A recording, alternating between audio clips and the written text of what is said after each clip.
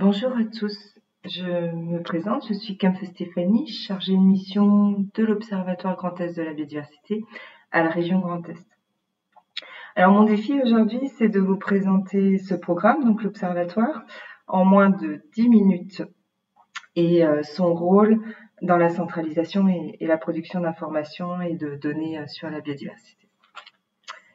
Donc pour commencer, la création de l'Observatoire. Donc la région Grand Est s'est engagée dès 2016, donc dès la fusion des trois anciennes régions, dans la structuration de l'Observatoire en lien avec 5 partenaires, donc du collectif régional que sont du coup l'ADREAL, la direction régionale de l'Office français de la biodiversité et les 3 agences de l'eau, donc Rameuse, Seine-Normandie, Rhône-Méditerranée, Corse.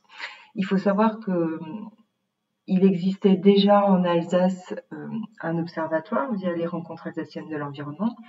Il y a un observatoire qui était en préfiguration en Champagne-Ardenne.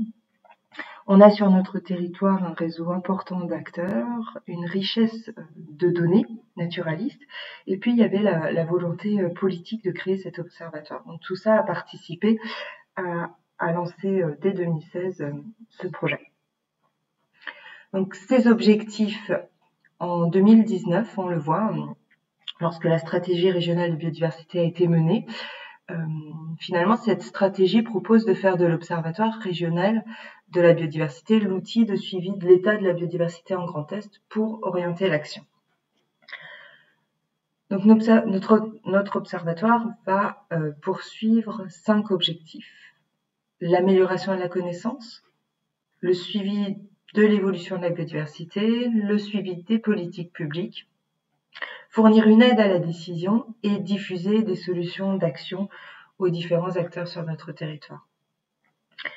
Pour ce faire, il va devoir promouvoir et soutenir la réalisation d'inventaires naturalistes, notamment en incluant des groupes qui sont aujourd'hui mal connus, comme les insectes, les mousses ou les champignons. Donc l'idée là, c'est d'impulser des suivis naturalistes supplémentaires.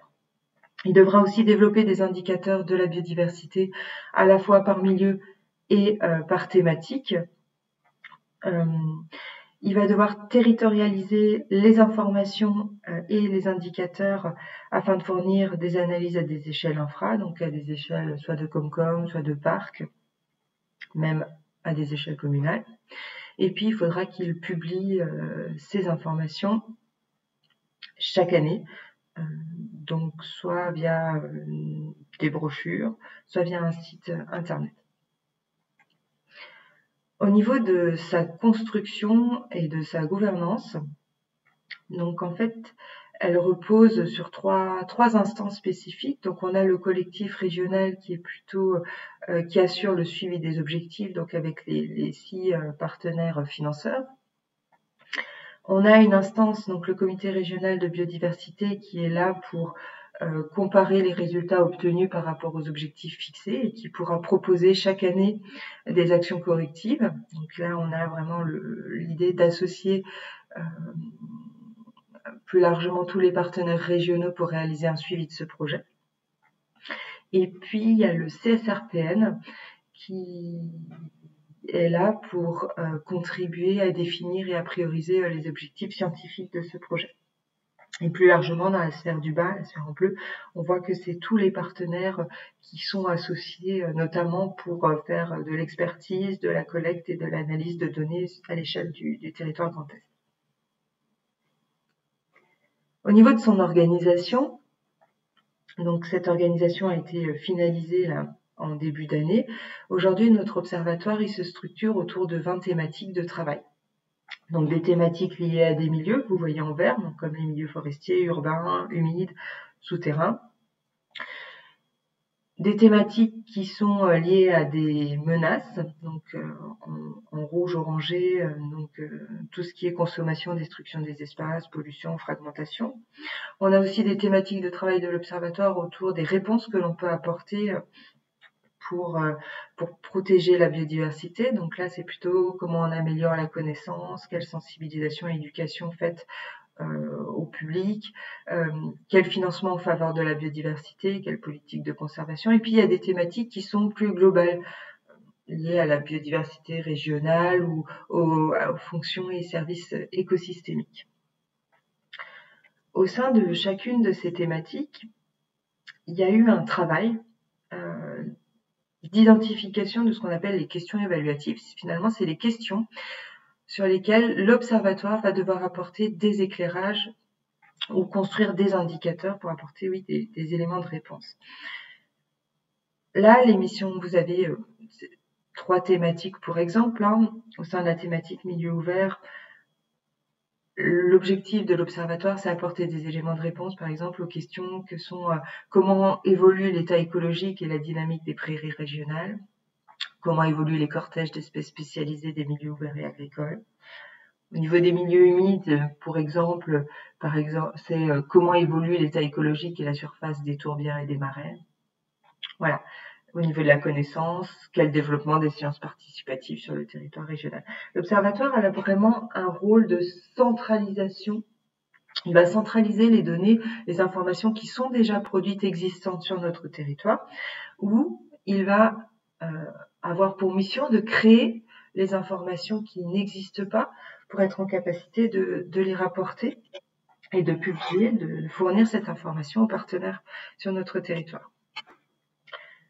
Donc cette année, ça va s'illustrer par le fait que l'Observatoire va publier sa première brochure de résultats.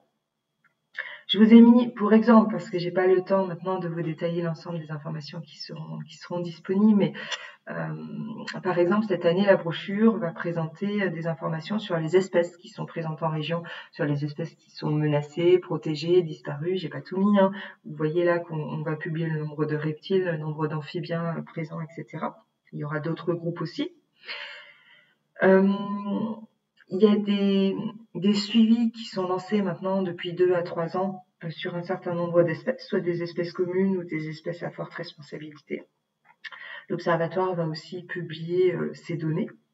Donc là, je vous ai mis quelques-unes des espèces.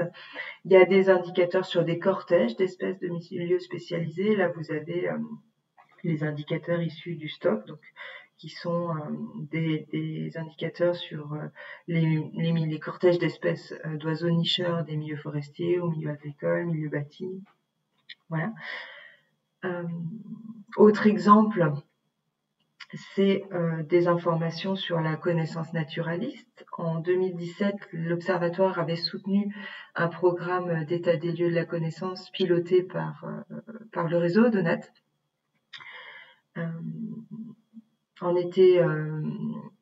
Comme résultat, le livrable avait été un premier annuaire des acteurs naturalistes et puis un répertoire des bases et systèmes de collecte de données existantes. Là, ces données vont être cette année mis en forme et publiées dans la brochure. Voilà, donc l'Observatoire, à la fois il centralise et il permet la collecte aussi d'informations et il va faire des restitutions d'informations analysées. La question, c'est finalement quelle articulation entre le système d'information nature et paysage qui vient de vous être présenté par l'Adréal et notre observatoire Grand Est de la biodiversité.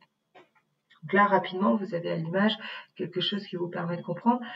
L'observatoire, il va centraliser ou financer la collecte de données protocolées qui permettent d'apporter des éléments de réponse aux questions évaluatives. Ces données, elles s'appuient sur des méthodes d'échantillonnage et de recueil de données standardisées qui sont durables et qui sont invariables.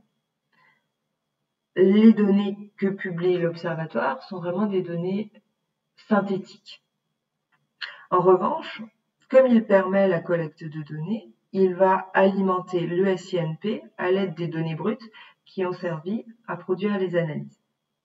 Voilà, et l'objectif, c'est de mettre à disposition de tous ces données élaborées et les protocoles des indicateurs. Cette année, donc, ça sera par une brochure, mais aussi par un site internet qui est en cours de déploiement actuellement, ce qu'on appelle, nous, pour l'instant, la plateforme régionale de biodiversité, qui est en cours d'élaboration et qui devrait voir le jour début d'année prochaine et qui sera présenté au Festival de Montier-Anders, un peu plus largement aux acteurs régionaux. Après, Je vous ai mis une flèche dans l'autre sens. Comment le SINP alimente l'observatoire? Ça, c'est encore des choses qu'on doit aujourd'hui construire avec les acteurs collégialement. Et on organisera notamment des ateliers de travail avec où tous les acteurs de la biodiversité seront conviés pour qu'on puisse travailler conjointement à cet objectif. Voilà, donc j'ai fini. Je vous remercie.